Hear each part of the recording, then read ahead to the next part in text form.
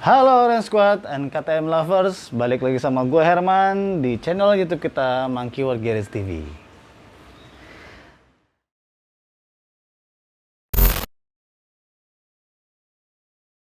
Oke, untuk minggu ini yang telat, harusnya minggu kemarin juga kita rilis biasa YouTube kita, YouTube channel kita. Cuma untuk hari ini kita bikin di minggu ini 2 kali dalam seminggu.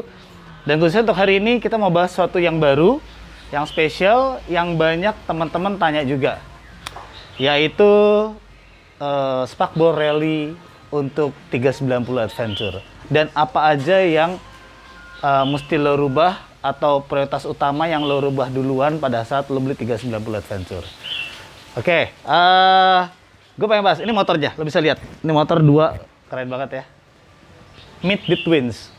Lo ketemu sama ini kembar, ini keren banget.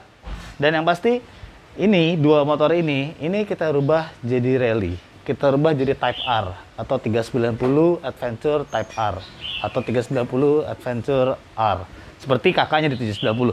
Emang perbedaan yang paling signifikan banget sebetulnya adalah sparkboard dan velg. Gitu. Jadi kalau di sini kebetulan velgnya lagi on progress, kita lagi bikin. Nah, yang kita lakukan sebelum velg itu jadi adalah sparkboardnya. Nah, inilah sparkboardnya.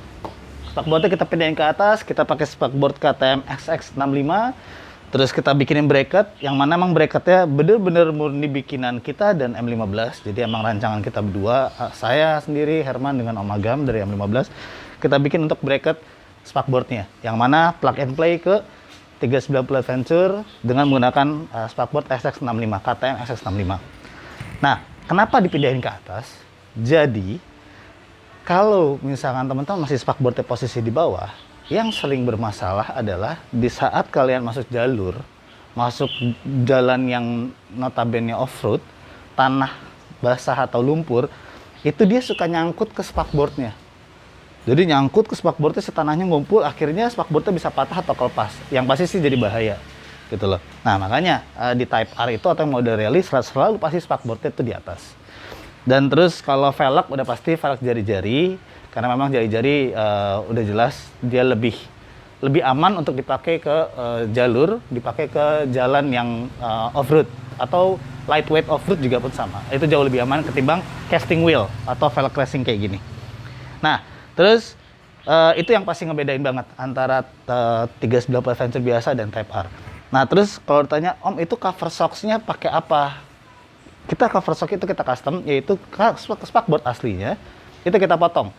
Berhubung gue kemarin sempat nanya ke KTM, sebelum gue lakuin ini, sebelum gue riset ini di motor gue sendiri, gue tanya dulu ke KTM, sparkboardnya mahal apa enggak? Karena kalau mahal pasti gue pribadi nggak akan mau juga gue rusak atau gue potong.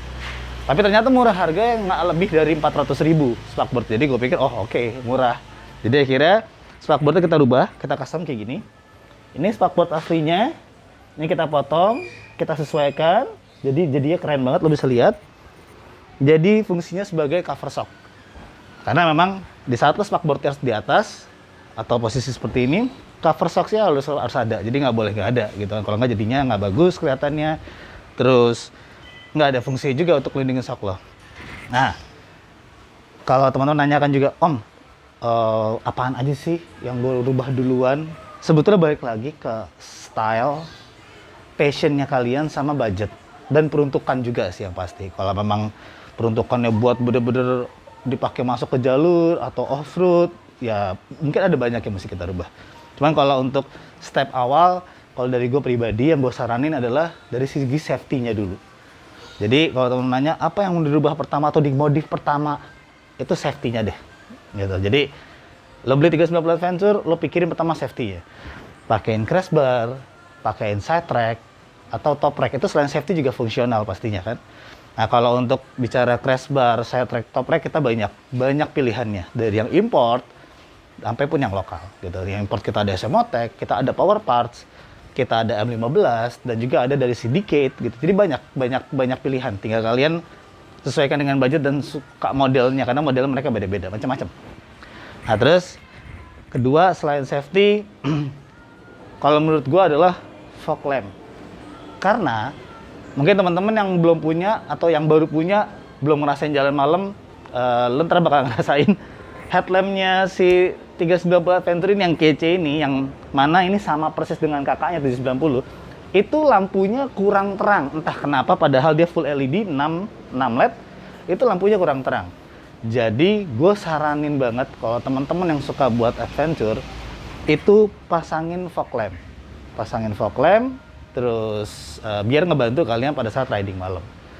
Itu sih kalau menurut gue. Terus sisanya lo bisa ada pilihan kayak windshield Red Garage ini, Red Garage dari Czech Republic. Ini udah include sama bracket GPS-nya atau phone holdernya. Ini bisa jadi pilihan. Terus kalau handguard juga pun sama, itu balik ke taste-nya, ke selera dan style-nya. Kalau memang perlu, karena memang originalnya udah ada kayak gini, warnanya hitam. Ini yang replacement-nya atau yang aftermarket-nya, modelnya kayak power part, persis model power part. Terus sama yang lain-lain, yaitu sebagai peranti pendukung aja sih, gitu loh. Nah, itu sih gue pengen bahas sedikit tentang motor kece ini dua, yang kita rubah jadi Type R, yang mana waktu itu satu yang udah diliput sama Motor Plus, thank you Motor Plus, saat itu diliput oleh Om Yuka dan Motor Plus, itu yang udah full Type R, velg udah jari-jari. Nah ini sekarang lagi on progress, cuman kemarin sempat ada yang nanya juga kita, apa aja masih diganti. Pertama, pada saat lebih 390 Adventure, atau fungsinya si spakboard atas atau spakboard Type R itu apa, seperti tadi gue jelasin. Itu aja sih.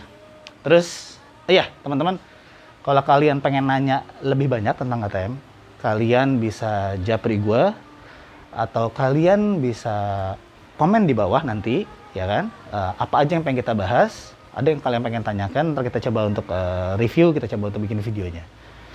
Itu aja, dan jangan lupa subscribe, like, terus share, boleh juga, dan follow IG kita di monkeyworks